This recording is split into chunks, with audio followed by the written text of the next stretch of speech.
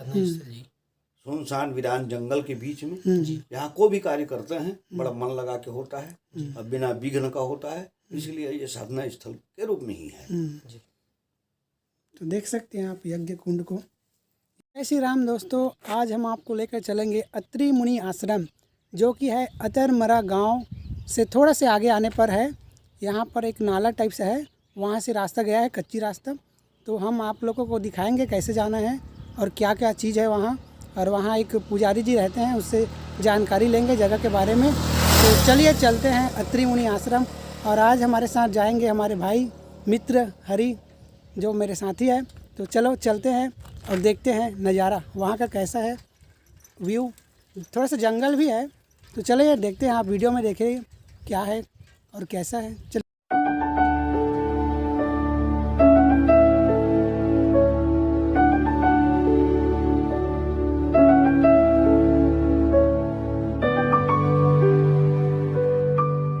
यहाँ तक आने के बाद आपको ये नाला पड़ेगा, देख सकते हैं छोटा सा नाला टाइप सा है।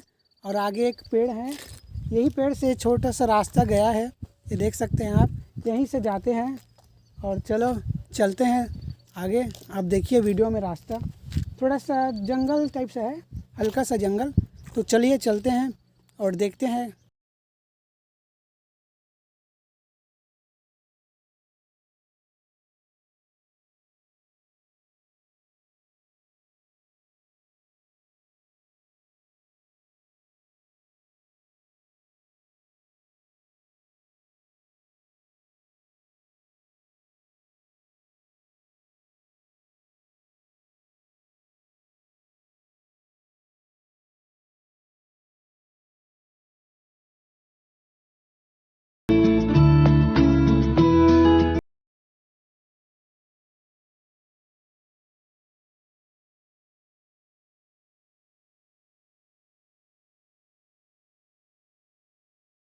तो हम लोग पहुंच चुके हैं अत्रि मुनि आश्रम।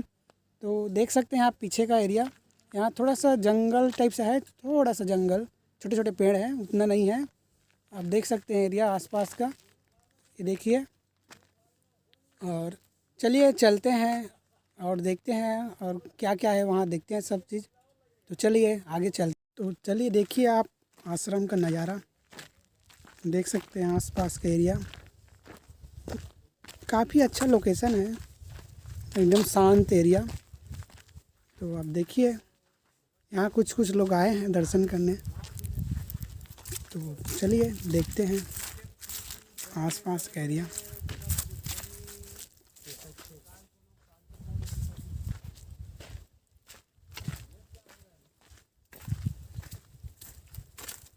तो चलिए अब यहाँ के जो पुजारी जी हैं या यहाँ के जो संरक्षण बोल सकते हैं, उसके साथ देखते हैं क्या क्या चीज़ है, वो बताएंगे हमको। तो चलिए बताइए। हमारे इस आश्रम की शुरुआत में 7 लोग थे। 7 में से 4 लोगों का स्वर्गवास हो गया है। हाँ। वो लोग वृद्ध हो चुके थे, 80 के आसपास के। मुंशी भैयालाल देवदास जी थे, हाँ। और जयराम शर्मा जी थे, दानूराम ध्रुव जी पुजारी थे, और दुखूराम साहू करके हमारे कोठारी थे। तो इन लोगों का स्वर्गवास हो चुका है। अब मूलतः मुख्य रूप से हमारे संस्थापक सदस्य हैं ललित राम साहू जी, जो वर्तमान में इस आश्रम के अध्यक्ष हैं, और श्री गणेश राम साहू सोनवानी जी, जो अभी इस आश्रम के सचिव हैं। अन्य पूरी इसकी समिति है, और वर्तमान में एक पंजीकृत संस्था इस स्थान का देखरेख व्यवस्था संभाल रही है। यहाँ के पुजारी जी हैं, वो बताएंगे यहाँ के बारे में और क्या क्या है यहाँ, वो सब बताएंगे। तो चलिए अब बताइए आप क्या है यहाँ। यहाँ का मैं आचार्य हूँ, पुजारी हूँ जी। और यहाँ सन 2005 से विजयदशमी के दिन से यहाँ पर पूजा अर्चना प्रारंभ है। और यहाँ मुख्य जो चीज़ है कि हमको हिस्ट्री प्राप्त हुआ कि त्रेता युग में अत्रि मुनि जी का आश्रम यहाँ पर था। ये जानकारी हमको मिला छत्तीसगढ़ अस्मिता प्रतिष्ठान, जो श्री राम वन गमन मार्ग की शोध करता है। अच्छा। डॉक्टर मन्नूलाल जी यदू, डॉक्टर हेमू यदू और उनके साथी, उनके द्वारा हमें यह ज्ञात हुआ कि त्रेता युग में अत्रि मुनि जी का आश्रम था अतरमरा में। अतरमरा। तो अतरमरा में हमने लोकेशन देखा कि कोई प्राचीन ऐतिहासिक स्थान, कोई चिन्ह हो। हमने करीब 10 साल तक ढूंढा, हमको नहीं मिला। अंततः अतरमरा में एक ही ऐसा कुछ ऐतिहासिक चिन्ह है, वो है आपके ये बाएं पैर का। हाँ, ये देख सकते हैं, ये प्राकृतिक रूप से बना है, ऐसे बोल रहे हैं। ये जो है बाएं पैर का निशान, इसको इस क्षेत्रीय लोग बहुत सालों से जानते हैं, 100-2 साल से लोग इसको जानते ही हैं। वो इनको भीम पांव कहते हैं। अच्छा। तो हमने इसको हिस्ट्री में देखा तो भीम पांडवों का यहाँ की हिस्ट्री से कोई संबंध हमें प्राप्त नहीं हुआ। और अत्रि मुनि जी के आश्रम को स्थापित करने के लिए हमने अनुमान लगाया, हो सकता है कि इसी चरण चिन्ह के पास महर्षि अत्रि मुनि जी का आश्रम रहा होगा और यहाँ पर हमने पूजा अर्चना प्रारंभ किया। अच्छा। उसके पूजा अर्चना के दरमियान हमारे साथ में और मेरे साथ जतमई में भी बहुत सारे शोधकर्ता थे जिन्होंने मेरे साथ जतमई में शोध किया था। और जतमई का हिस्ट्री मैंने इसी आश्रम के बेस पे लिखा है। अच्छा। तो उसमें से कुछ और हमारे साथ बुजुर्ग लोग थे जो 80-85 साल के थे। उन्होंने इन्हें देखा, ये नंदी बैल की आकृति का है। अच्छा, आप देख सकते हैं, ये बता रहे हैं नंदी बैल की आकृति के हैं। ये जो भी है प्राकृतिक रूप से बना है, प्राकृतिक है ये। देख सकते हैं आप लोग। उसके बाद हमने विजयदशमी 2005 में एक बरगद के वृक्ष लगा के हमने इस आश्रम का शुभारंभ किया। तो बरगद का वृक्ष यहाँ पर लगाए थे।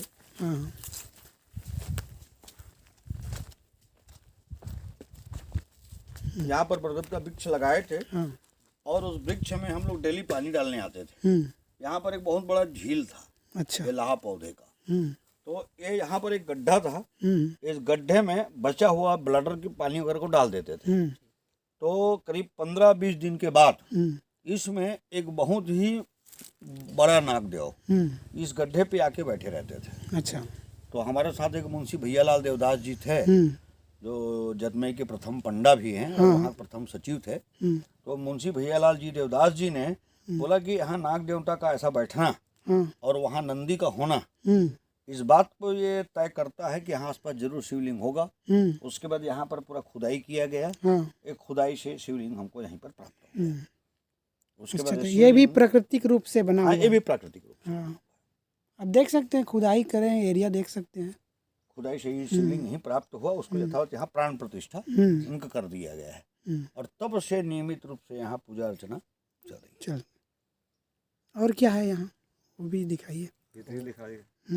हमारे यहाँ साधना के दृष्टिकोण से कोई भी साधना स्थल पे सबसे पहले हनुमान जी हिंदू धर्म में है ना। तो चलिए वहाँ भी चलते हैं। प्रत्येक मंगलवार को श्री मारुति यज्ञ होता है। अच्छा। पहले तो यज्ञ मंडप नहीं था, उस समय हम यहीं पर मारुति यज्ञ करते थे और हनुमान जी का यहाँ प्राण प्रतिष्ठा किया गया और तब से श्री मारुति यज्ञ प्रत्येक मंगलवार को होता है। अच्छा। तो अगर आप देखना चाहते हैं तो मंगलवार को आइए और साथ में यज्ञ देखिए। हाँ, सुबह बिल्कुल मंगलवार के आप आ सकते हैं। और यहाँ हनुमान जी का मूर्ति भी विराजमान किए हैं। और यज्ञ के बाद में जो भी यज्ञ में सम्मिलित होते हैं उनके लिए भोजन व्यवस्था भी यहाँ रहता है। हाँ। तो कितने बजे से स्टार्ट हो जाता है यज्ञ? 9 बजे से लेकर के दोपहर के 2 बजे तक। हाँ। अच्छा, तो आप आ सकते हैं, हनुमान जी का दर्शन कर सकते हैं, आसपास एरिया देख सकते हैं और यज्ञ में शामिल हो सकते हैं, यज्ञ का प्रसाद ले सकते हैं। क्या है उसको यहाँ पर और आगे देखते हैं क्या क्या चीज़ है। चलिए चलते हैं।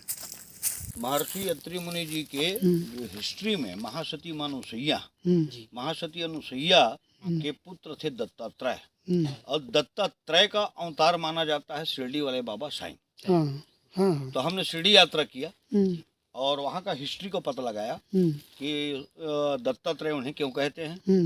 तो उसी दरमियान हम जो है वहाँ सिग्नापुर गए और सिग्नापुर गए, वहाँ शनिदेव का भव्य मंदिर है। तो यहाँ भक्तों के ऊपर को भी राहु केतु ग्रह की शांति के लिए हम ये प्रार्थना करके शनिदेव वहाँ से लाए, वहाँ से खड़ाऊ लाए थे और एक शिला के रूप में यहाँ स्थापित किए हैं। ताकि जो भी भक्त इस आश्रम में आए हाँ उनके ऊपर कोई शनि वगैरह का प्रकोप न रहे, ना रहे। तो सब शांत हो जाए। हाँ केवल इसी भावना और उद्देश्य से शनिदेव को यहाँ स्थापित किया गया। हाँ तो ग्राम आसरा, अच्छा। जहाँ पर इसको असरहीन माता के रूप में सभी मानते हैं, यह एक ब्रह्मचारिणी देवी है और हमारे आश्रम में वर्तमान अध्यक्ष है ललित राम साहू जी और एक और साथी थे दुखू राम साहू जी और वो अभी सचिव भी है वहीं के गणेश राम साहू जी। तो आसरा के लोगों का भी यहाँ सहभागिता बना हुआ है, इसलिए आसरा की इष्ट देवी आसरहीन माता को भी यहाँ प्रतिष्ठित करके उनकी पूजा अर्चना की जाती है। ग्राम अतरमरा का जो इष्ट देव है मारिया देव, इस आश्रम के थोड़ी दूर बाजू में आधे किलोमीटर में मारिया देवता का एक स्थान है। हाँ गए थे वहाँ। तो हम प्रतिदिन वहाँ मारिया देवता के स्थान में पूजा अर्चना करने ना जाके यहाँ पर मारिया देव को यहाँ पर प्रतिष्ठित किया गया है ताकि यहाँ से मारिया देव की पूजा की जा सके। तो प्रतिदिन इसका स्नान ध्यान पूजा आरती यहीं होता है और इसको हम हेड ऑफ दी मानते हुए गांव के समस्त देवताओं का और ये जंगल के समस्त देवी देवताओं का इसी स्थान पर पूजा करते हैं। अच्छा। तो चलिए और देखते हैं और क्या क्या है यहाँ। स्थान है जिस स्थान पर यहाँ साईनाथ का पूजा होता है। अच्छा। क्योंकि साईनाथ महाराज जो है एको ब्रह्म द्वितीयो नास्ति सिद्धांत को वेदों का सिद्धांत था जो प्रतिपादित नहीं हुआ था, जैसे कलयुग में सबका मालिक एक करके उन्होंने प्रतिपादित किया और सभी धर्मों का सार और सब में समानताओं को उन्होंने स्पष्ट किया है। तो हमारे आश्रम में गुरु के रूप में साईनाथ महाराज की यहाँ पर पूजा अर्चना की जाती है और इनका संबंध हमारे महर्षि अत्रि मुनि और अनुसैया की हिस्ट्री से है। महर्षि अत्रि मुनि अनुसैया के मानस पुत्र दत्तात्रेय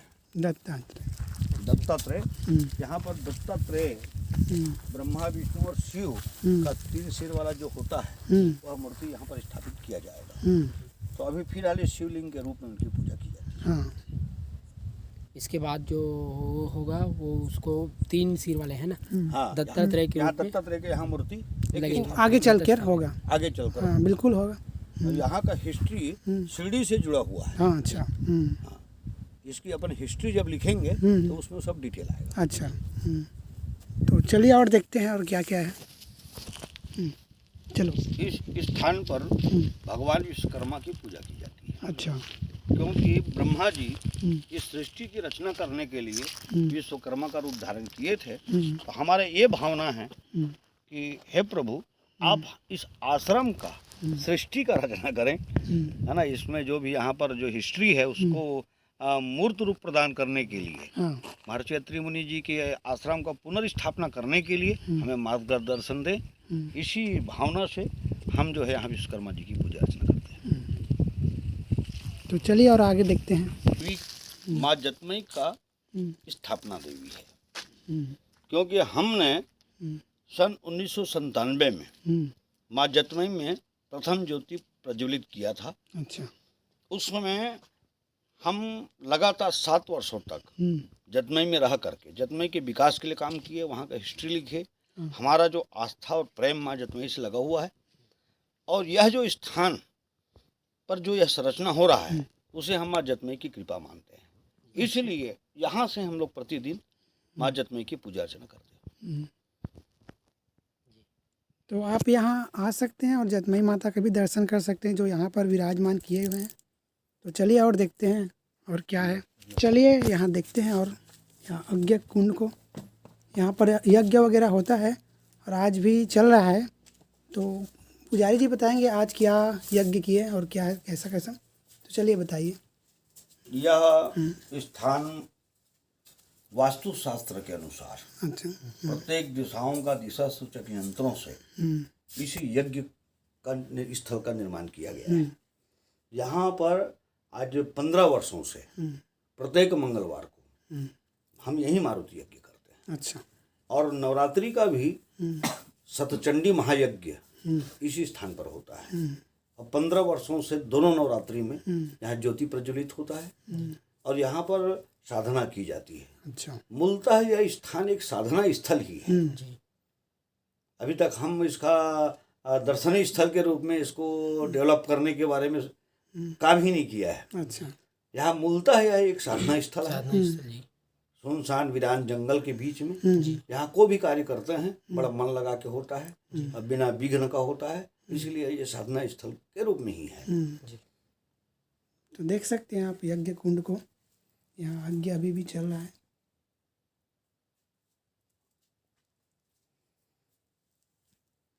तो देवी माता है, उसका भी दर्शन करते हैं। तो चलिए चलते हैं। देखिए आप, ये माँ खप्पर वाली, अच्छा ये माँ खप्पर वाली देवी दरबार के बाहर में होती है। जी। यहाँ माँ महाकाली की पूजा होती है। आइए। तो चलिए अंदर जाते हैं। ये देख सकते हैं आप। यह आश्रम का मुख्य साधना स्थल है। अच्छा। महाकाली, महालक्ष्मी, महासरस्वती। इस हिंदू धर्म में 3 देव और 3 देवी जिनसे समस्त सृष्टि का रचना हुआ है। तो यहाँ पर तीनों देवियों की साधना सतत 15 वर्षों से जारी है। अच्छा। और जो भी लोग आते हैं, जो भी जिन्हें कोई कष्ट होता है, कुछ भी होता है, तो यहीं पर आते हैं, यहीं अपना मन्नत मांगते हैं। जी।